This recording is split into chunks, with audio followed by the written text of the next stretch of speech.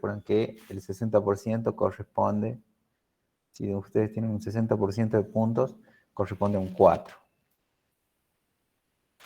Que es aprobado, ¿no? Y así, y si tienen la totalidad de 30 puntos, tendrían un 10, y después hay calificaciones intermedias de acuerdo a cuántas respuestas correctas tienen.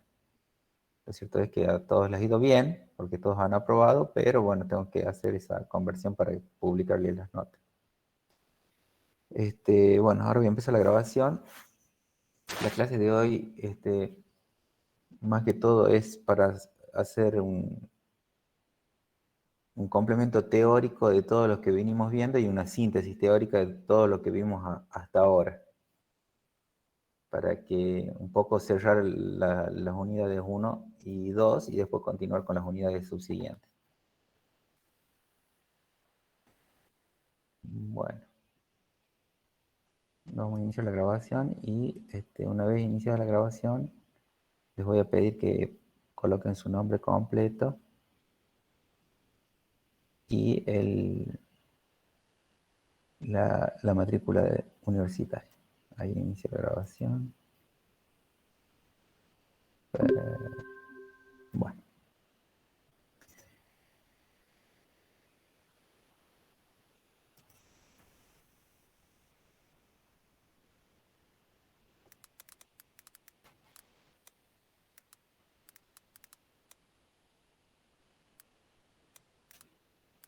Bueno, ahora vamos a hacer una síntesis de toda la parte teórica de lo que fueron la unidad 1 y la unidad 2.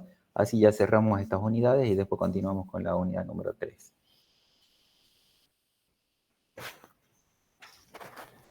Bueno, habíamos arrancado cuando presentamos lo que es los lenguajes de programación, habíamos arrancado por la analogía con los lenguajes naturales, los lenguajes que nosotros utilizamos para comunicarnos con otras personas.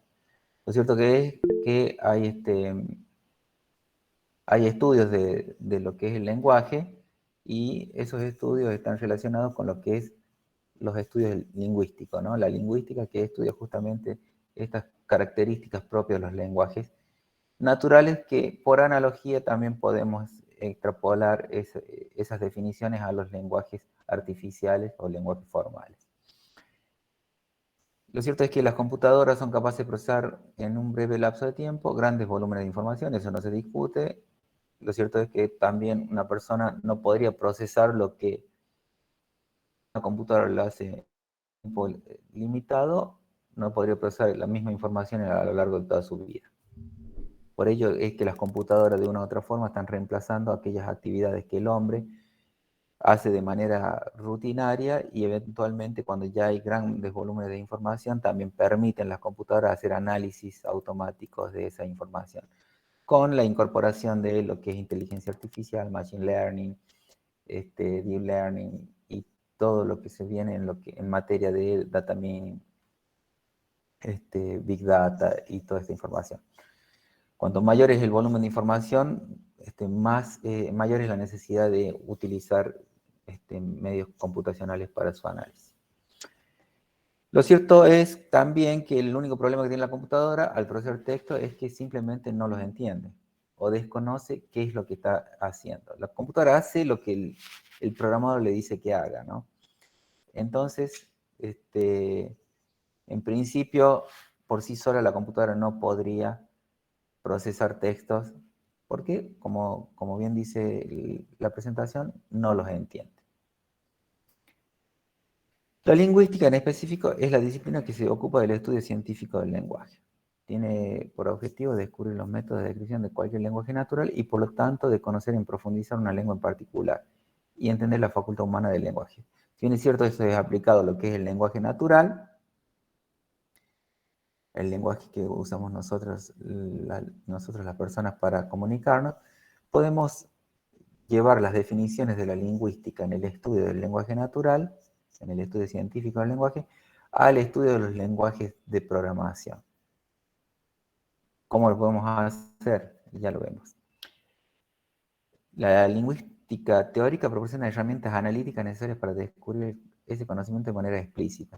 En definitiva, es la que nos va a permitir hacer un blueprint, un modelo como para poder establecer determinadas reglas que hacen al uso correcto del lenguaje, ¿no? Y en esas herramientas que nos van a permitir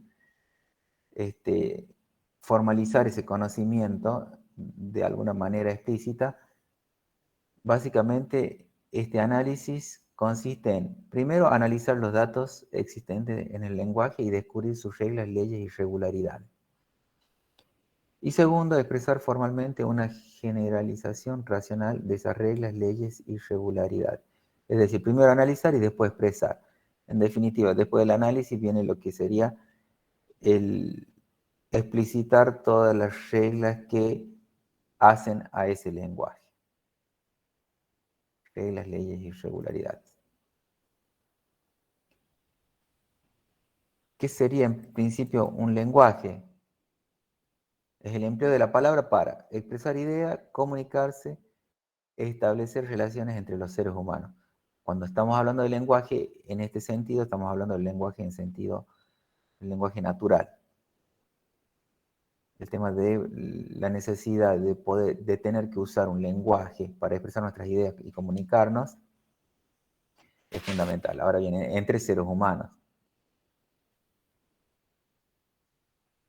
¿Qué es lo que implica el lenguaje? Combinaciones posibles de palabras que deben respetar la sintaxis, que sería un conjunto de reglas sintácticas y gramáticas. Asimismo, dichas palabras deben tener un determinado significado, obviamente que ese significado lo va a tener que tener dentro de un contexto dado. Y a este significado dentro del contexto se denomina semántica. Acá hay algunas cuestiones que tenemos que grabar porque son las que vamos nosotros a aplicar para los lenguajes artificiales o lenguajes formales, los lenguajes que nosotros vamos a utilizar para comunicarnos con las computadoras o con los procesadores. Primero, el tema de la sintaxis, estas reglas sintácticas y gramáticas, que también la vamos a llevar a lo que es el estudio de los lenguajes artificiales. Y después también el tema de los significados de cada uno de esos vocablos, que va a tener un significado dentro de un contexto dado. Y eso se denomina semántica. ¿Qué se tiene que grabar? Reglas sintácticas o gramáticas, significado comprendido en un contexto, lo que sería semántica. Y van a ver que esas palabras se repiten después cuando analicemos los lenguajes artificiales o lenguajes de computadoras.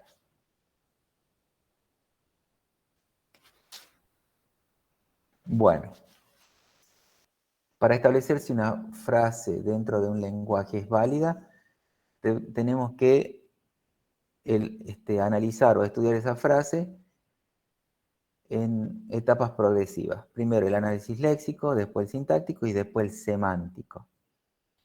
El análisis léxico analiza si las palabras de una frase pertenecen a un lenguaje. En definitiva, lo que hace el análisis léxico es decir, ¿esta palabra pertenece a este lenguaje? Si estuviésemos hablando del español o el castellano, diríamos, ¿esta palabra pertenece a la RAE, a la Real Academia Española? Es el primer análisis, o sea, si las palabras que se utilizan son vocablos válidos dentro de un lenguaje determinado. Haciendo la analogía con un lenguaje artificial, con un lenguaje de computadora, el análisis léxico deberíamos tener es, ¿esta palabra pertenece o es una palabra reservada de este lenguaje de programación? Bueno, ese es el análisis léxico, ¿no? Cada palabra reservada, cada identificador, cada signo lógico o aritmético tiene que pertenecer al lenguaje para poder ser interpretado. Es la primera etapa que hacemos, determinamos si eso existe dentro de nuestros lenguajes de programación. En el lenguaje natural, la primera etapa es, ¿este vocablo existe en nuestro diccionario? ¿Sí o no? De ser así, si todos los vocablos existen en el diccionario, podemos continuar para ver si tenemos validez en la frase. No significa que la frase sea válida, simplemente significa que en el primer análisis, que es el análisis léxico, todos los vocablos pertenecen al diccionario, pertenecen al lenguaje. O haciendo la analogía en el lenguaje de programación, todas las instrucciones, las palabras reservadas, los identificadores, los operadores lógicos y aritméticos pertenecen al lenguaje de programación. Es lo primero que se analiza. Segundo, el análisis sintáctico. Analizas si las palabras ocupan un lugar permitido dentro de la frase. Y acá ya empezamos a hacer una analogía con lo que serían los patrones de diseño. Es decir, sabemos que dentro de una frase tendría que haber, por ejemplo, un artículo, un sustantivo, un verbo, y cada uno de esos vocablos tienen que tener dentro de nuestro lenguaje una posición determinada dentro de la frase. Bien, eso es lo segundo que se hace, es la segunda etapa para hacer el análisis de validez de una frase.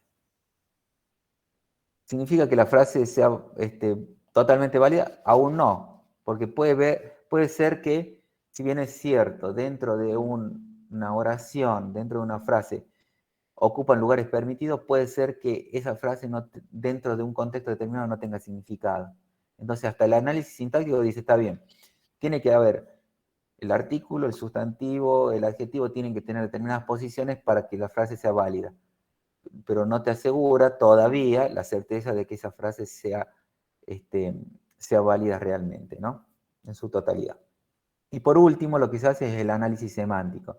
Y ahí sí, se analiza el producto de la etapa previa y comprueba las restricciones semánticas de modo de determinar si es una frase válida para el lenguaje. Y acá en el análisis semántico es a donde nosotros contextualizamos la frase y al comunicarnos le otorgamos algún significado a esa frase válida, ¿no? Dentro de un lenguaje.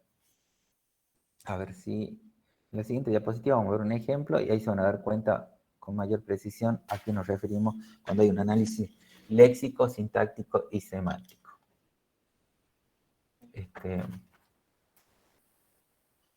Fíjense, tenemos 4 frases y vamos a ver la validez léxica, sintáctica y semántica. Sócrates es un hombre, la primera frase. Fíjense que hay un error ortográfico. ¿Léxicamente es válido? No. ¿Por qué no es válido léxicamente? Porque hay un vocablo que no pertenece al diccionario. ¿Cuál sería ese vocablo? Hombre sin H. Entonces ya no pasa la primera etapa de la validación. Vamos con el segundo. Sócrates, hombre Sócrates es un. Bien, ¿léxicamente es válido? Sí. Cada una de estas palabras están dentro de nuestro diccionario. Ahora bien, sintácticamente es válido y no. ¿Por qué? Porque dentro de la oración tenemos verbos sustantivos que no están en la ubicación correcta dentro de esa misma oración, ¿sí?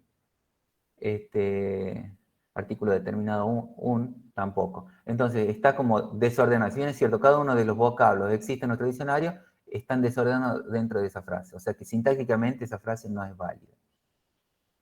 Vamos al tercer caso. Hombre es un Sócrates. ¿Léxicamente es válido? Sí. ¿Sintácticamente es válido? Sí. Fíjense que los sustantivos, nombre propio, el artículo, el verbo, todo está dentro de, está ubicado correctamente, sintácticamente es correcta su ubicación. Ahora bien, si ustedes a eso lo contextualizan, le pueden dar un significado y un significado válido que transmite una idea, no. Entonces ya semánticamente no es válida. Y por último, la última frase, Sócrates es un hombre, tenemos una validez léxica, sintáctica y semántica. Bueno, esto mismo también se puede llevar a lo que son los lenguajes artificiales para que nuestras computadoras, nuestros procesadores, nuestros compiladores entiendan lo que el programador quiere transmitir. O sea, hay procesos donde dentro de la validación de un código fuente existen diferentes etapas que nos van a permitir lograr que ese código fuente se convierta en un código máquina para que pueda ser interpretado por un procesador. Todo ese proceso se hace de igual forma como si lo estuviésemos haciendo con un lenguaje natural, pero automatizándolo para que lo pueda entender un procesador, lo pueda ejecutar un procesador. ¿Hasta ahí me siguen, children? Sí.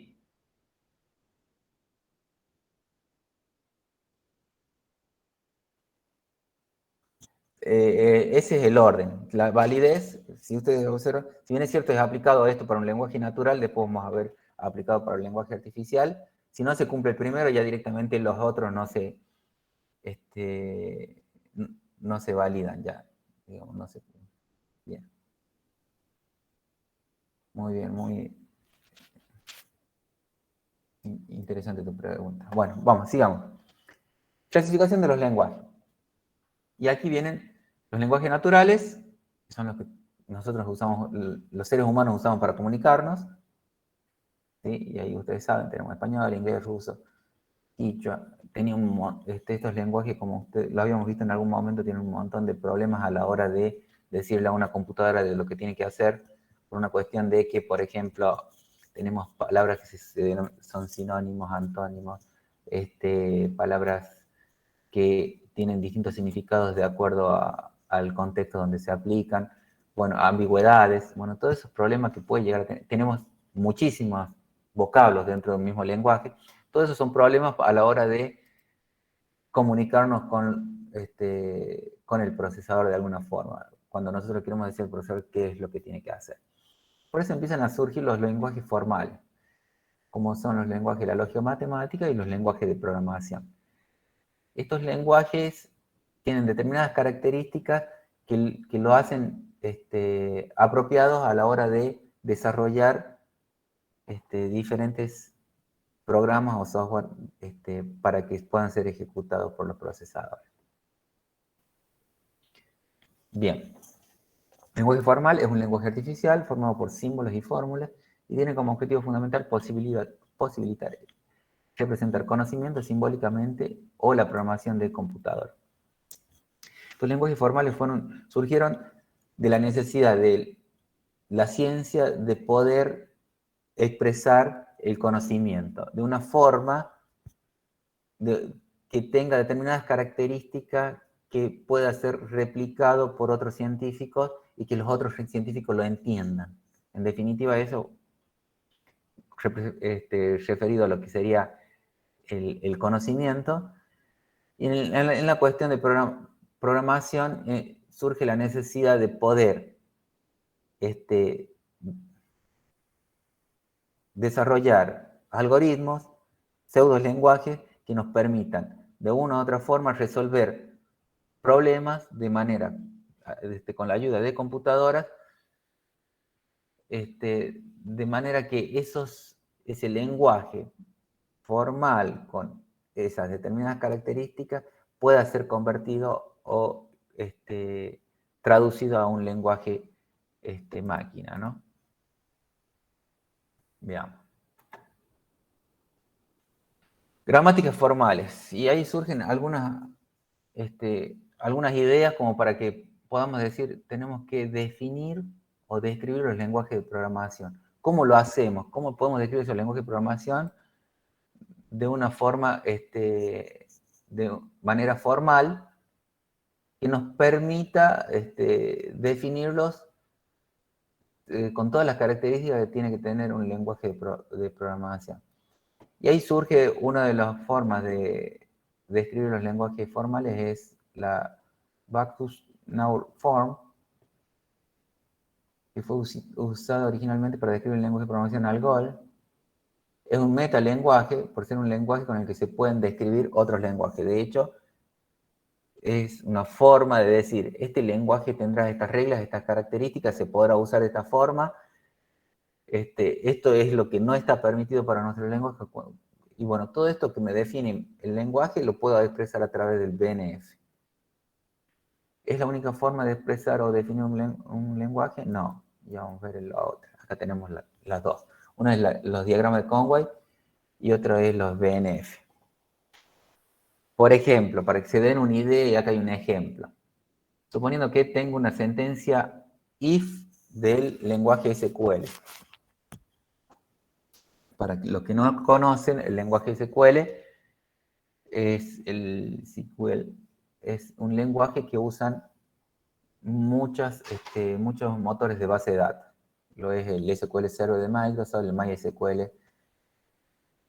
que ahora lo tiene Oracle. Bueno, son motores de base de datos que usan un lenguaje que se llama SQL, que nos permite hacer manipulación y gestión y administración de base de datos. Vamos a suponer que tengo una sentencia if dentro del SQL y yo tengo que definirla. Lo puedo definir a través del BNF, que es este metalenguaje que ha sido creado para tal fin, que me permite describir algunos lenguajes, o los diagramas de Conway. Y acá me dicen que si uso BNF, fíjense que tengo algunos símbolos que me permiten determinar o definir algunas cuestiones como lo expresa acá el significado. Fíjense cómo definiría la sentencia if, que es una sentencia dentro de un lenguaje, a través de esta formalidad que me permite el BNF. Dice, if estament, o sea, el estamento if, este símbolo, dos puntos igual, significa se define.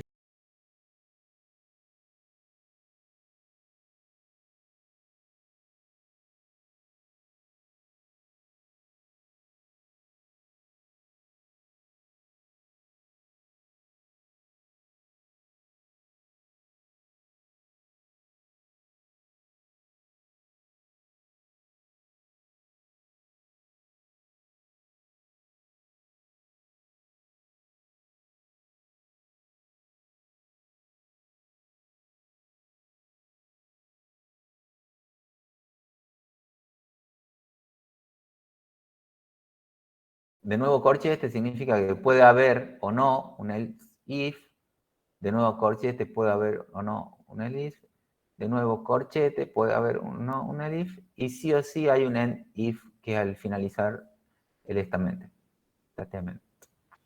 Bien. Bueno, es de esta forma que yo a través del BNF defino la instrucción if dentro de un lenguaje. Bueno, cuando yo tengo una serie de instrucciones dentro de un lenguaje, cada una de esas instrucciones tiene que ser definida de esta manera, lo cual me dice cuáles son las reglas con las cuales yo voy a usar esa instrucción y qué es lo que va a hacer esa instrucción. Eso es fundamental.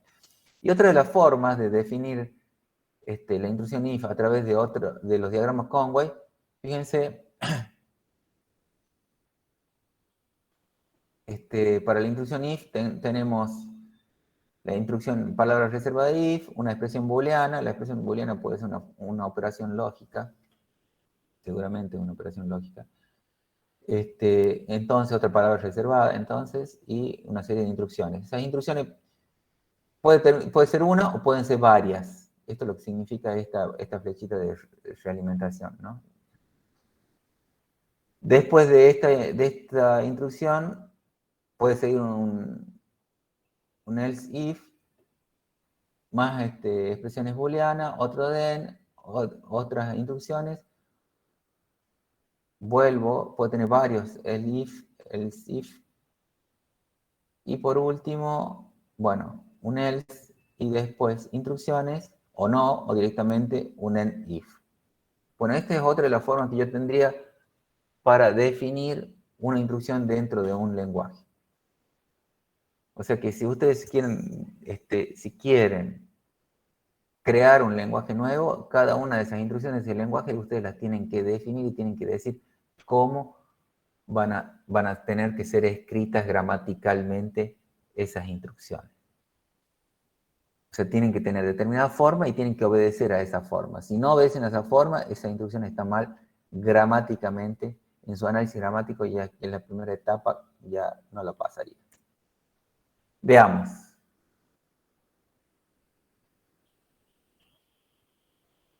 Bueno. Y bueno, acá hay una comparativa entre lo que es el BNF y el diagrama Conway, que son las dos formas que yo tendría para definir la gramática formal. Por ejemplo, cuando una actividad sucede a la otra, directamente eso. Cuando yo tengo opciones, una actividad o la otra, está la función OR. Cuando yo tengo nada o una actividad, cuando yo tengo una repetición, que por lo menos una vez se va a ejecutar A, tengo llaves, y cuando yo tengo corchetes, puede o no ejecutarse A. puede ser 0 o más de una vez que se ejecuta. Bueno, esa sería la forma en la cual yo tendría para definir directamente alguna función de forma gramatical de algún lenguaje artificial. ¿Cómo definiría, por ejemplo, cómo definiría el alfabeto dentro de una gramática formal? Por ejemplo, acá dije código máquina. Podría definirlo de la siguiente forma. Acá puedo decir que a uno los símbolos que están dentro de mi alfabeto pueden ser el 0 o el 1. Si tengo un código binario, por ejemplo, acá defino códigos decimales, números decimales. Acá defino símbolos aritméticos. En definitiva, yo puedo ir definiendo el conjunto de signos que va a tener mi gramática formal, mi lenguaje artificial, a través de esta serie de conjuntos de símbolos, ¿no? En definitiva, lo que yo estoy definiendo es el diccionario, haciendo la analogía del lenguaje natural. ¿Cómo lo defino el diccionario? Y bueno, son todos los símbolos y signos que puedo tener, palabras reservadas que puedo yo tener dentro de un mismo lenguaje. El componente léxico, símbolo, cadena o palabra, las ocurrencias múltiples de caracteres de un alfabeto dado. Frase, oración o sentencia. Una frase es una secuencia de componentes léxicos. Gramática. Sintaxis. La gramática o la sintaxis de un lenguaje define si una secuencia arbitraria de símbolos es correcta. Si una frase es correcta, será aceptada por el lenguaje.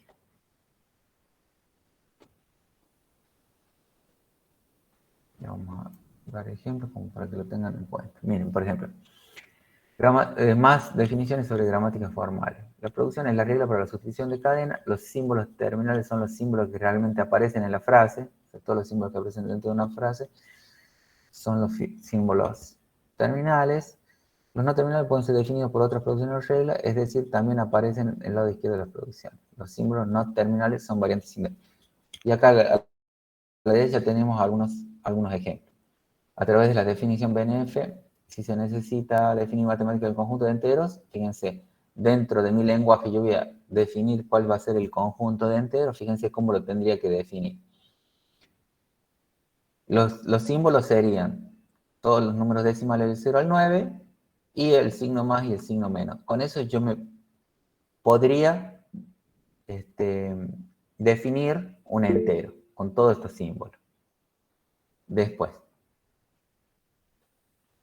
símbolos no terminales, que básicamente en este caso para los enteros sería in, unsigned, que sería un entero sin signo, y digit, que significa el dígito.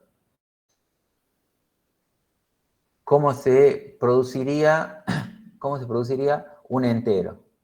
Se produciría con un signo más o menos, o el más o el menos, y a su vez un entero sin signo. A ver si recuerdan. Si tienen corchete, puede ser que no esté ninguno de los dos, ¿no? Puede o no estar el signo, y sí tiene que ir el entero sin signo.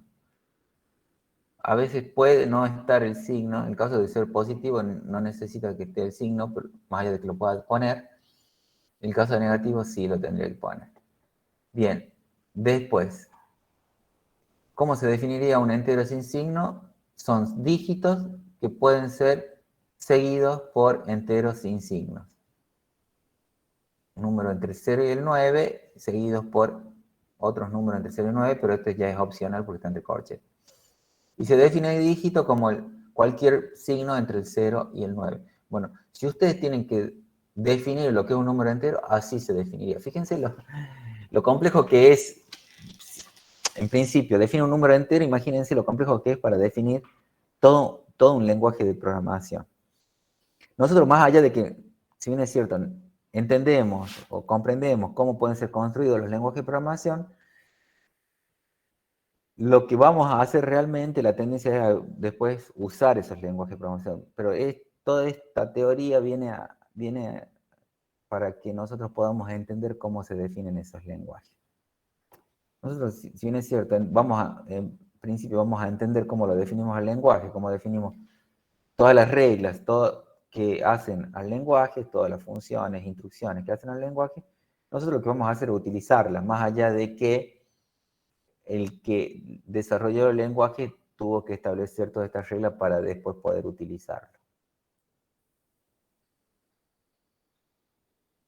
Bueno, y acá de nuevo la comparativa entre BNF y Conway, si se necesita definir matemáticamente un conjunto de enteros, bueno, acá lo definimos al conjunto de enteros según BNF y acá al entero según Conway. Fíjense, en el caso de arriba tenemos el signo más o menos que puede o no estar, tenemos dígitos que pueden seguir con otros dígitos o bien directamente salir de este diagrama. Y en el caso del número real tenemos el signo más o menos, dígitos que pueden seguir con otros dígitos o bien puede seguir con una coma y otros dígitos. Por ser real, ahí tenemos comas también.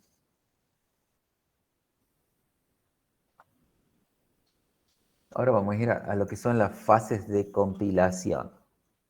Todo esto, ¿para qué tanto estudio de lo que es el análisis léxico y el sintáctico? Y bueno, justamente lo que nosotros hacemos para poder entender, esos procesos mentales que nosotros hacemos para poder entender una frase en la comunicación, es lo que debería hacer el compilador o el traductor para que una frase pueda ser entendido por el procesador. O sea, lo que nosotros hacemos mentalmente para entender los lenguajes naturales es lo que hace automáticamente un compilador o un traductor. Pero el proceso mental es muy similar, podemos hacer esa analogía con el proceso automático que nosotros le instalamos en nuestra computadora. Y veamos, para poder entender lo que serían la fase de compilación y su relación. Vamos a suponer que queremos hacer esta operación aritmética, A igual a B más C más por D. Acá tenemos una serie de signos aritméticos, algunos de asignación, otro de suma, otro de producto, y también tenemos identificadores, A, B, C y D, que en principio en nuestros lenguajes imperativos habíamos dicho que cada uno de estos identificadores representa un lugar de memoria. Bueno, acá si bien es cierto, le llama lexemas. Lexema es, bueno, acá a la derecha tiene la explicación. En este contexto, es una cadena de caracteres que concuerda con un patrón que describe el componente léxico. En este contexto, ¿no? Es un patrón, ¿no? Es una cadena de caracteres que concuerda con un patrón. Dentro de un lenguaje de programación, un lexema es una cadena de caracteres que concuerda dentro de un patrón que puede ser, por ejemplo, un componente en una operación aritmética, un componente, un operador o un signo dentro de una operación lógica, puede ser una instrucción, puede ser un identificador, o sea, en definitiva, lexema podría ser cualquiera de los componentes que tiene un código fuente que está dentro de la definición de mi lenguaje, que está dentro de lo que sería el diccionario de mi lenguaje. Obviamente, cuando hablamos del lexema de un lenguaje natural, hablamos de otra cosa, ¿no? Dentro de un lenguaje natural, lexema, por ejemplo, lexema podría ser pan de vocablos como panadería, panificación, panadero. Bueno, todas esas tres letras que no se modifican dentro de una familia de vocablos relacionados con esas tres letras, bueno, el lexema es pan. Es justamente la parte invariable que se mantiene de todos esos vocablos. Eso para un lenguaje natural. Pero para los lenguajes artificiales, los lenguajes de programación, hacemos referencia al lexema a todos estos componentes que son partes de esa cadena de caracteres que hacen al código fuente de nuestro lenguaje, que pueden ser identificados a través de un patrón determinado, definiendo que es un operador, un símbolo aritmético lógico, una instrucción, un identificador, una palabra reservada, bueno, cualquiera de estas partes componentes que puede ser definida dentro de mi lenguaje es un lexema.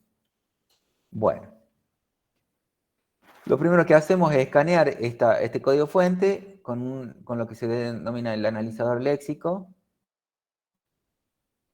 y ahí se define la cantidad de lexemas que tenemos. Y en este caso lo que se genera son 7 lexemas y que cada uno con su token. Tenemos 4 identificadores, un operador de asignación y 2 operadores aritméticos, que es el más y el por. Cada uno de estos constituye un lexema, que es lo que hace, después del analizador léxico de ese escaneo, lo que se hace es que generan token por cada uno de estos lexemas. Y después viene el analizador sintáctico, que es básicamente, se genera como un árbol, y en este árbol se generan las relaciones que existen entre cada uno de los tokens generados después del escaneo del analizador léxico. Y en este árbol lo que se definen son las relaciones entre cada uno de esos tokens y si son válidas. Después de este árbol que se genera a través del analizador sintáctico, donde se pueden observar cada una de las relaciones entre los identificadores y los operadores aritméticos y de asignación, lo que se hace es, se genera el código, que en principio podría ser, por ejemplo, primero, cargo el identificador 3, que corresponde a la variable C. El identificador 3 corresponde a la variable C, lo multiplico por el identificador 4, acá hay un resultado, o sea, primero cargo el identificador 3, después lo multiplico por el identificador 4, obviamente que una vez que se carga, que se multiplica, lo que se hace normalmente por un direccionamiento directo de memoria, se guarda ese resultado en la misma memoria, después se le adiciona lo que es el identificador 2, que corresponde a la variable b, y por último se guarda el identificador 1, que es el valor del resultado de esta operación. Bueno, esto podría ser una fase de compilación de una simple operación aritmética y de asignación. Tenemos todo, el análisis léxico, el sintáctico y después la síntesis o generador de código. Volviendo un poco al análisis léxico. Esta fase de rastreo o escáner, también llamado, lee los caracteres del programa fuente, identifica los lexemas y los convierte en token. O sea, tokeniza la operación aritmética o lógica. En el caso de ser una operación aritmética lógica, puede ser una función con uno o dos operadores, puede ser funciones con operadores aritméticos o operadores lógicos. Bueno, cualquiera de estos, lo primero que se hace en ese análisis léxico es a cada parte componente de mi línea de instrucción se le asigna un token. Básicamente en ese token es un identificador y después que identifica que sería el token y después el identificador que puede ser la variable, el operador de asignación o el operador lógico. Veamos cómo haría de una operación aritmética y de asignación x igual a más b, cómo haría el análisis léxico. Hay un identificador x que corresponde a una variable, hay un operador de asignación igual, hay un identificador a que corresponde a otra variable, hay un operador más, hay un identificador b y después hay un punto y coma, o sea, un signo de puntuación. Fíjense que acá, en este análisis léxico, va identificando lo que serían identificadores de variables y operadores aritméticos lógicos. Fíjense que después, en el análisis semántico, se va a determinar si ese operador necesitaba uno o dos o tres operandos. Y ahí sí va a determinar si esa frase es válida o no. Ahora lo único que se hace es se identifican los símbolos, se establecen patrones y a cada uno de esos símbolos se le asigna un token. que me está diciendo qué tipo de símbolo, qué representa ese símbolo. Los lexemas son los símbolos terminales de una gramática, es decir, una secuencia de uno o más caracteres que según la funcionalidad en un lenguaje se los puede clasificar en, y acá lo importante, a ver, ¿cómo se pueden clasificar los lexemas dentro de un lenguaje? Palabras reservadas. Las palabras reservadas son las palabras que los creadores de los lenguajes las reservan para el uso del lenguaje. Y en el caso del C, por ejemplo, tenemos el int, el reto, podríamos el printf, el scanf, el if, el then, el else, bueno, el for, el while, son todas palabras reservadas del lenguaje. Eso representa, cada una de esas palabras representa un lexema. Dentro del análisis léxico se va a identificar cada una de esas palabras y le va a decir, esta es una palabra reservada, le va a poner un token de palabra reservada. Otro, identificadores, nombre de variables, constantes, funciones y etiquetas. Fíjense, cuando detecte mi análisis léxico una variable, un identificador, ya sabemos que dentro de mi lenguaje ese identificador se refiere a cualquiera de estas partes componentes. Después tenemos los operadores aritméticos, que pueden ser operadores aritméticos o lógicos. Acá, como ejemplo, puede ser más, menos, por, la barra invertida. Después pueden haber literales, que son valores fijos. O sea, yo dentro de mi línea de programa puedo tener algunos números enteros o cualquier tipo de número, cadena de caracteres o caracteres, y eso serían, se le asignaría un token de literal para que sea definido como un lexema. Y después tenemos puntuación, que bueno, la coma, el punto y coma, que también dentro de un lenguaje tienen características determinadas. Bueno, para hacer el análisis léxico, fíjense si en el caso de lo que sería el C, si tengo que hacer un análisis léxico de un identificador, fíjense, empieza con un carácter que puede ser cualquier carácter entre A y Z, o una barra guión bajo, y fíjense que lo que no puede ser para iniciar un identificador, a diferencia de lo que puede venir después, es iniciarlo con un número. Recuerden que cuando nosotros definíamos el identificador dentro del lenguaje de programación C, le decíamos, puede tener cualquier nombre, siempre y cuando ese nombre no empiece con un número, obviamente, ¿no? Y lo que sí podía tener mi identificador, un número en el medio. Y, por supuesto, guiones bajos.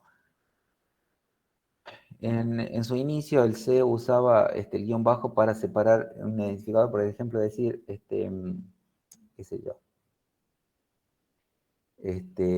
edad-persona, y lo que se usa últimamente, lo que es, en las buenas prácticas se usa lo que es camel case.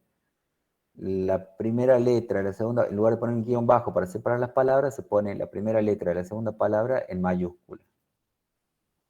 Bueno, pero esto es, a través de este autómata finito, puedo definir cómo se puede crear un identificador.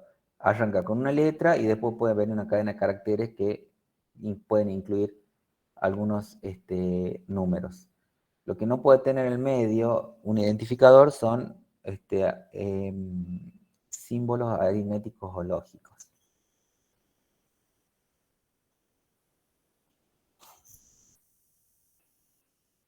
Bueno, aquí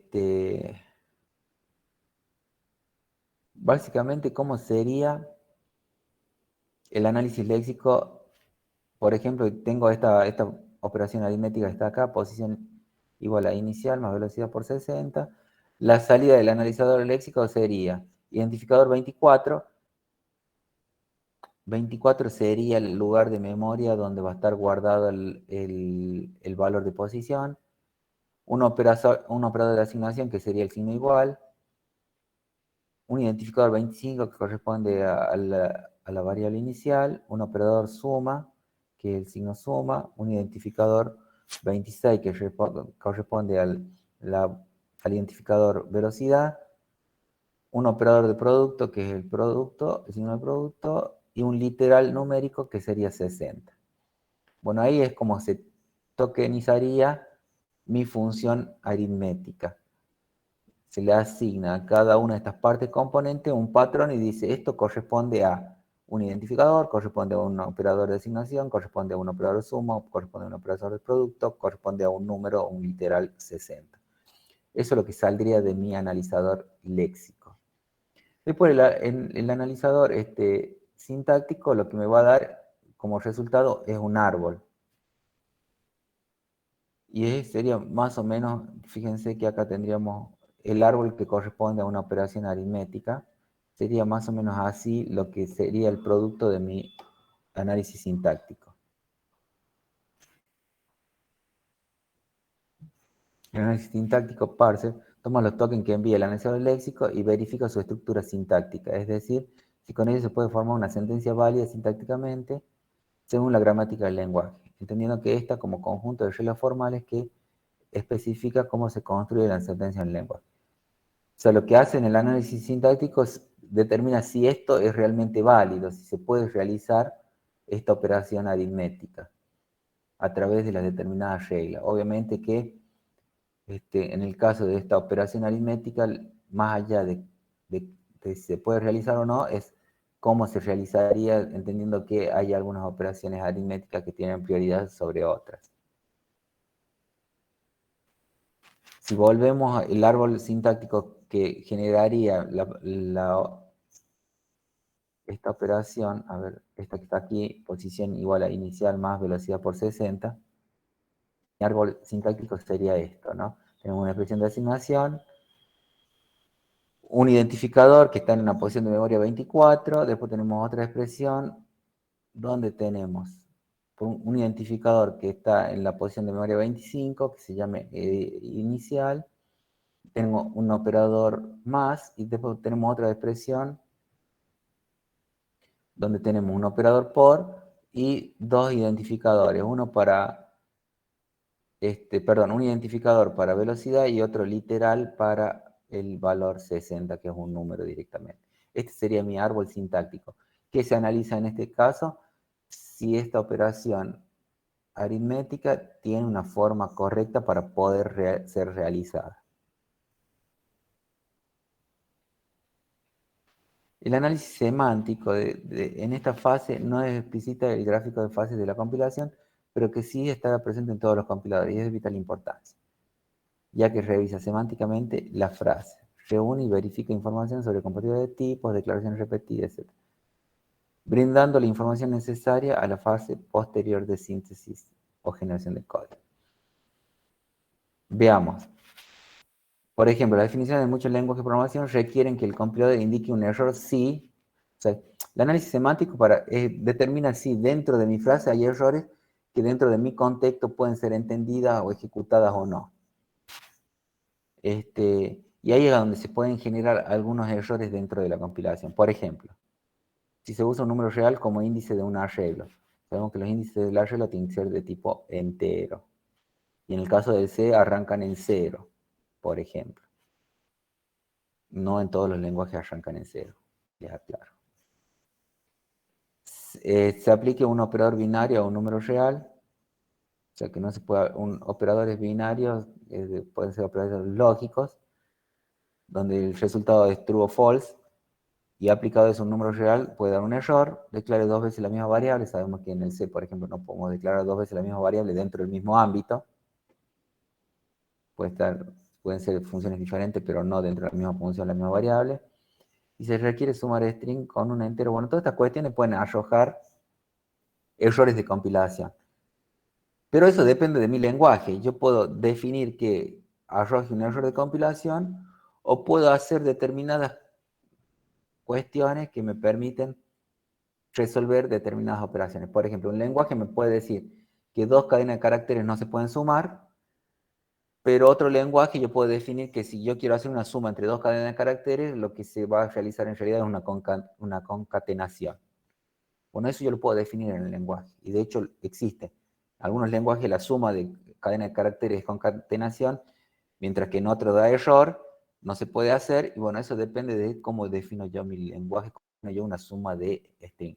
O la defino, si la defino es válida, si no la defino, pues lograr generar un error de compilación. Bueno, eso surge de la definición del lenguaje. Errores de programación, los programas pueden contener errores de muy diversos tipos. Los errores pueden ser, por ejemplo, léxicos, por escribir mal un identificador, una palabra clave o un operador. La palabra clave o palabra reservada o un operador, si lo escribo mal, puede generarse un error léxico. Errores sintácticos, como una expresión aritmética con paréntesis no equilibrado.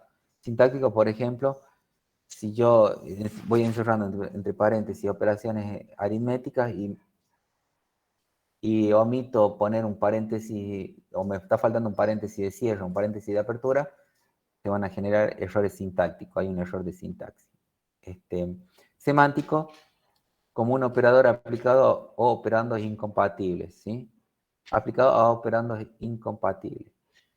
Qué sé yo, si quiero hacer, por ejemplo, como les decía yo, una suma entre dos caracteres, por ejemplo, o dos cadenas de caracteres. Y bueno, ahí sería incompatible, si yo en C quiero sumar eso, me va a salir un error de programación. Y después tenemos los errores lógicos como una llamada infinitamente recursiva. O sea, ya los errores lógicos son normalmente producidos por el mismo programador, ¿no? Cuando en la lógica de la programación, por ejemplo, un do while, que no le doy una condición de salida, y es infinito, por ejemplo, que infinito, y se cuelga el equipo porque queda en un bucle infinito. Eso pueden ser errores de programación lógico. La síntesis se divide en tres fases: generación de código intermedio, optimización de código y generación de código de máquina. Veamos. Estas son las etapas de la compilación, ¿no? Código intermedio debe ser fácil de producir y fácil de traducir como al programa objeto. Puede tener diversas formas, una posible llamada de código de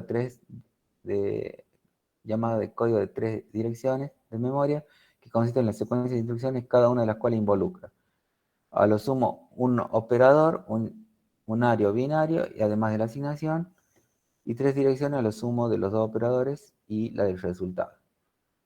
Bueno, y acá, por ejemplo, tenemos un identificador, tenemos tres operandos, un operador de asignación y dos operadores aritméticos. ¿Cómo podría ser la salida de la primera fase de que es la generación de código intermedio? Fíjense lo que se generaría después de colocar esta operación aritmética a través de la generación de código intermedio. Una variable temporal 1, donde se guardaría el 60, una variable temporal 2, donde se realizaría la operación producto entre el identificador 26 y 60, la variable temporal 1, una variable temporal 3, donde se sumaría el identificador 25, que corresponde a inicial, con el resultado de velocidad por 60, que está en la variable temporal 2, y por último, al identificador 24 le asigno la variable temporal 3, y de esa forma, el identificador 24 sería el identificador de posición, que sería la variable posición. Bueno, así sería ese código intermedio después de la primera etapa de compilación. Después de la optimización de código, viene otra etapa, se trata de esta fase de mejorar el código en el sentido de reducir la cantidad de recursos, tiempo y memoria necesaria. Eliminar código inaccesible, eventualmente cuando se desarrolla un programa probablemente tenemos código que en definitiva no se utiliza. Eliminar variables intermedias necesarias. Eventualmente cuando colocamos variables intermedias, por ejemplo, en una función lógica donde tenemos dentro de la función el cálculo de una variable y guardamos el resultado de esa operación aritmética en una variable y después esa variable la retornamos con la función, directamente esa variable la podemos omitir colocando en el reto directamente la función aritmética, por ejemplo, y ahí sería una variable temporal innecesaria. Eso se puede hacer a través de la optimización del código, que es una etapa posterior a la generación de código intermedio. Extraer sentencias de bucle que no son modificadas por Muchos compiladores permiten elegir el nivel de optimización a realizar o no hacerlo. En algunos compiladores de lenguaje de alto nivel pueden seleccionar esto de la optimización o no. Y la última es la generación de código, que se genera el código objeto, normalmente el código máquina, binario, relocalizable o ensamblador. En este caso requerirá además ensamblarlo. Por ejemplo, y acá tenemos algunos mods y algunas funciones de adición, de multiplicación. Por ejemplo, acá lo que está haciendo es asignando el 68 a R2, que es el valor de una variable, después multiplicando 60 por R2, después moviendo el contenido de la memoria 60 a R1, después sumando R1 a R2, y después moviendo el valor de R1 en la dirección de memoria 64. 0064, 0060, 0064 son direcciones de memoria. R2 y R1 son identificadores, pueden ser registros. ¿Sí? Registro 2 y registro 1. Y mult y add son funciones de la assembler.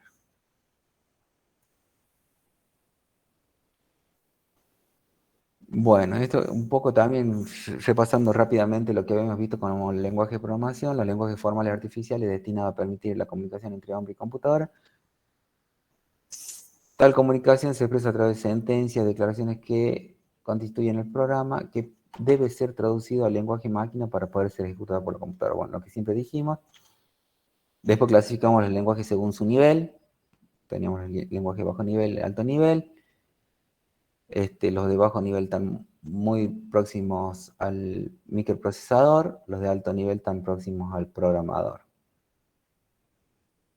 Lenguaje máquina tenemos 0 o 1. Esto es el lenguaje máquina. El ensamblador, el primer intento de sustituir el lenguaje máquina por otro más apropiado utilizado por las personas. Y en lugar de números, yo si tuviese lenguaje máquina, tenían estos números hexadecimales que pueden entrar en binario. Y el código de ensamblador, cada número tiene un equivalente directo de una función del set de instrucciones del procesador. ¿Cuáles son los inconvenientes del ensamblador? Cada microprocesador tiene su propio set de instrucciones. Es decir, que cada programa puede estar realizado. Si yo estuviese programando en Assembler, tendría que definir cuál es el procesador que voy a utilizar y desarrollar ese programa para ese procesador. Lo cual, si tengo 15 procesadores diferentes, tengo que hacer 15 veces el mismo programa. El programador de bajo nivel debe tener un gran conocimiento del hardware. Eso es importante porque cuando hablamos de registro, cuando hablamos de direcciones de memoria reservadas para periféricos, tenemos que conocer el hardware, tenemos que saber dónde están direccionados los periféricos, dónde están los registros, qué registro puedo utilizar, qué interrupciones puedo utilizar, bueno, tengo que conocer en detalle mi hardware para poder programar en ensamblador. Todas las instrucciones son elementales y por lo tanto los programas fuentes serán extensos. Y en esto de las instrucciones, bueno, también hacemos referencia a lo que son los procesadores RISC y procesadores CISC. Los RISC son de set de instrucciones reducidas, los CISC son de set de instrucciones complejos. Si bien es cierto, tienen mayor cantidad de instrucciones, que en algunos casos se ejecutan en más de un ciclo de clock, siempre son instrucciones elementales. O sea, si yo quiero hacer programas importantes, donde ya tengo que trabajar con, por ejemplo, modos gráficos y demás, se harían programas muy extensos. Y otro de los inconvenientes es que requiere mucho tiempo de construcción, depuración para programar una pequeña aplicación.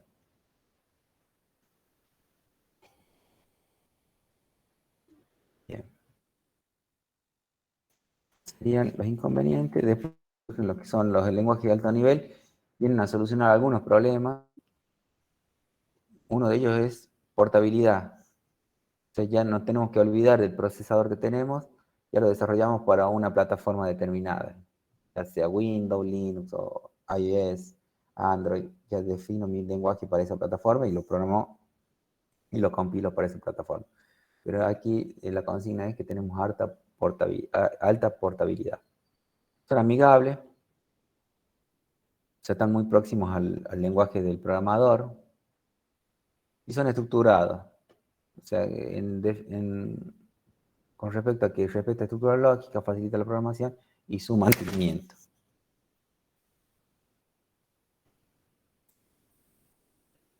Bueno, también habíamos hablado de lo que son los intérpretes y los compiladores. Los compiladores, durante la compilación se analiza el programa fuente y se genera un código objeto, código nativo. O sea, lo que se produce es un ejecutable directamente en código nativo. Los intérpretes, cada vez que se ejecuta el programa, línea por línea, es analizado y se traduce el código máquina y se ejecuta línea por línea. Y después vienen los híbridos, que es el caso de el Java. Recuerden que el Java primero se compila y después se interpreta a través de una máquina virtual Java, que serían los híbridos. Eso habíamos hecho referencia. Bueno, uno de los lenguajes por naturaleza imperativo es el C. Hay diferentes estándares del C. Ustedes pueden buscar los estándares del C para ver cuáles son las instrucciones, cuáles son las definiciones que adoptó este lenguaje. Acá tenemos las etapas de compilación de un programa en C ejecutable. ¿Qué hace? Nosotros tenemos un código fuente, que normalmente es extensión C en el caso del C o CPP en el caso del C++. Se hace lo que es el preprocesamiento. Aquí se incluyen lo que son los archivos .h.c, que son los archivos de cabecera. Recuerden que los .h yo les había dicho que son header, archivos header. Son archivos de cabecera donde están declaraciones de funciones que yo puedo incorporar a mi programa. Después tenemos el código, se genera lo que es el código fuente puro, el código C puro. Se compila, se crea lo que es el código objeto, el módulo objeto, código máquina relocalizable, que puede ser localizado en cualquier lugar de memoria. Después hay un enlazador, el linker, donde se enlazan los archivos .lib, que pueden ser incluidos, que me incluyen las librerías que otorgan las funciones que tengo en el .h o en el .c, o otros módulos objetos que también pueden ser necesarios para la ejecución del programa. Se enlazan todos estos componentes y se genera un ejecutable .exe, que es el que se puede ejecutar en un Windows, por ejemplo. Bueno, esto lo habíamos visto, los criterios de diseño de los lenguajes de programación, facilidad de lectura y escritura, generalidad y ortogonalidad,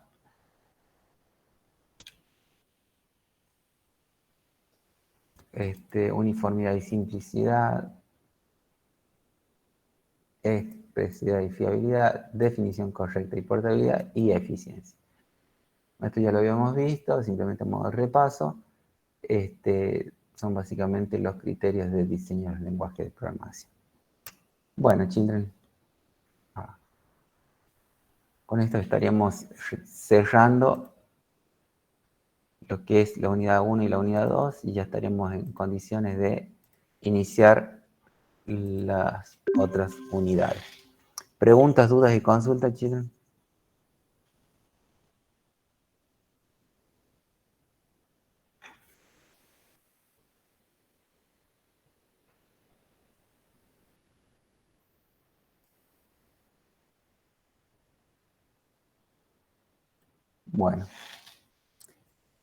Bueno, si no hay preguntas, ni dudas, ni consultas, ya los dejo en libertad para que continúen sus actividades.